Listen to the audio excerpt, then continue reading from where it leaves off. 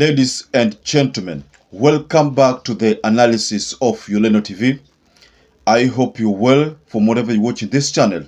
I'd like to start this session by appreciating you so much for making this channel grow. If you wish to support us, just subscribe to our channel and give this video a like. In this channel, I've always opined that in politics, there are no permanent enemies and there are no permanent friends. Alice Wahome, Moses Kuria, and Justin Muturi could be facing or could be going through turbulent times within RUTO's inner circle. The going has undoubtedly gotten tough for allies of President William Ruto, particularly Alice Wahome and Moses Kuria.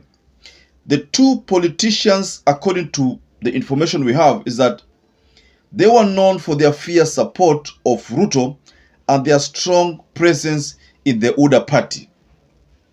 They have found themselves increasingly isolated and facing backlash from within their own government.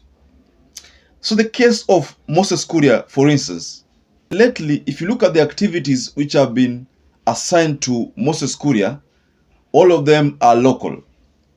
Moses Kuria now is simply, launching what we call industrial parks. He was in Mombasa, Jomvu area. I saw him, I think, Siaya there. So he has been traversing, especially regions which are perceived to be Azimio regions. And if you look at the statements which Moses Kuria has been unleashing, you realize that Moses Kuria is kind of trying to create a truce with the Raila Amolo Odinga, because he has realized that there is something that is not right. Because earlier on there was attack from Boni Alwale, who is supposed to be protecting him. Boni Alwale attacked him. There was also an attack from Rigathi Gachagua, when Rigathi Gachagua, after coming from that trip of Colombia, told the government personnel to respect the citizens. Especially he talked about the CSS, said that kama umepewa kazi, you should do your job bila kubagua na bila kupendelea. So he literally told Moses Kuria to shut up or ship out. That was the message. Most of these people, like for example the case of Alice Wahome, the one that I was giving an example of, unapata kwamba kule mrengo wake na mrengo wa Ruto hauelewani saizi. Ilo swala la yule mkubwa Athi River, the Athi River water boss, kususpendiwa bila Alice Wahome kufurahia, ile pia inaonyesha kwamba kuna some kind of division within the UDA hierarchy.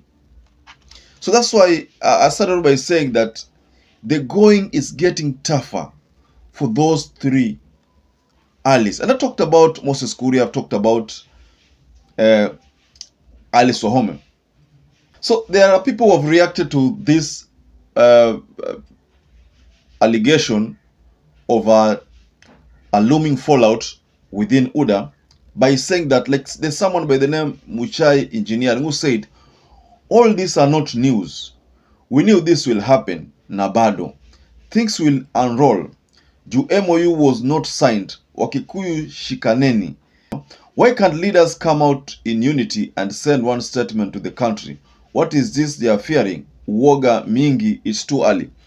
So the person who reacted there was literally trying to tell Moses Kuria, Wahome, and Justin Muturi that you ought to have emulated what Wamuchomba did. Because Wamuchomba was one of those leaders in UDA to speak up and tell William Ruto the truth as it is.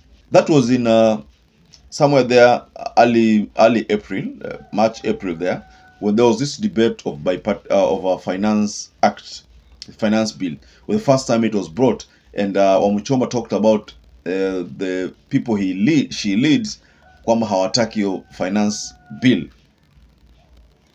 There was also another issue in Muranga, whereby there was Betty Maina, I think the women rep there, who clashed with Alice Wahome and Alice Wahome could not speak up. So she literally tried to say that nafanya kazi ya huyu CS manake hayuko. So All these things are pointing to one direction. Kwamba the leadership wrangles in Mount Kenya equal.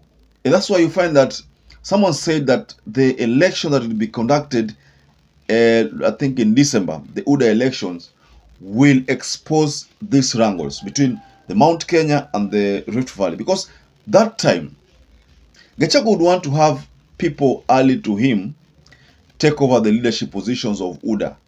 The same, William Ruto would want to have people early to him to take over the leadership of UDA. So hapa ndo shida itaanzia. That's just like if also Mudavadi would want to have that, because I am foreseeing a Mudavadi who is going to resign, totally resign from ANC and join UDA. So if that happens, then Mudavadi will also want to have people early to him take over the leadership of UDA. So these issues are going to affect UDA sana. So that's why this uneasiness that I just talked about here, about the trio, those Wahome, Moses Kuria, and Justin Muturi, whatever they are facing now, will be exposed further after that election. Because of course, there is something I told you here in this channel, if you remember. I said that I don't see Malala taking over that UDA position, the SG position.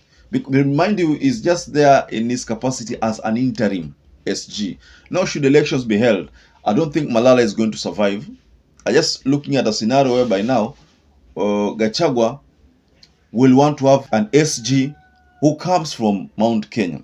Same to William Ruto might want to have an SG who comes from the Rift Valley. So hapa ndo shida itaanzia. Because Malala will want to retain his position, na hiyo position atakuwa amenyimwa. So again, another challenge I find, if Malala does not secure that position of SG, that the confirmation is not done, then the issue of cabinet. No, Malala atakuwa anaenda cabinet kweli, because that position in cabinet was created because he is the SG, Secretary General of UDA. So that's why akona kiti pale anakalia huwa kama CS without a portfolio. But let's just say, for example, Malala does not survive. Definitely that seat haitakuwa anymore. But then again, I look at the scenario where by now, maybe William Ruto might want to have Malala retained so that nobody pretends that anataka kusoma naye as an SG. So probably if Malala secures that position again in the capacity of SG, then inamaanisha kwamba Gachagua atakuwa na wakati mgumu sana in 2032. Because in 2032 we expect Mudavadi to say that anataka kusimamia urais. We expect Gachagua also, because he's still ambitious, to aseme kwamba anataka kusimamia urais. Now if that happens, then Malala will play a pivotal role there in making sure that the tides favor Mudavadi. But the tides can as well wish to favor Gachagua, because Malala can say that Mudavadi ana power ile enough, ana ile force ya ataki hii kitu. Wajua kuna ile force ya kutaka hii kitu. Hana. So that's why you find that these issues, Mount Kenya na Rift Valley, na probably Western, kutakuwa na changamoto bado. Just like I said, he deep in fighting ambao mimi naona inaonekana hapa, kwa sababu every time people in Mount Kenya wakitaka kufanya kitu, unapata kwamba they get a challenge with the Rift Valley counterparts. So this has exposed them, and as a result, wanajikuta kwamba ni kama they are in the wrong house. So ladies and gentlemen, I want you to go below the comment section there and tell us what you think about this narrative that the going gets tough for Ruto Alice Wahome, Moses Kuria, and Justin Muturi. I want you to go below the comment section and remark on that aspect. To those people who are not subscribed to this channel, I'd like to kindly encourage you to take just 1 second. Go below there and you'll see a button written subscribe. If you're not subscribed before, just hit it. And by that, you will get enrolled into our YouTube channel community. Give this video a like to enable it to get shared on the YouTube platform. Now, to those people who have supported this channel by either subscribing or liking, I want to tell you here that I'm forever grateful for that support, because without you, this channel cannot be where it is. it cannot grow. So until you catch up again, please stay safe and stay blessed.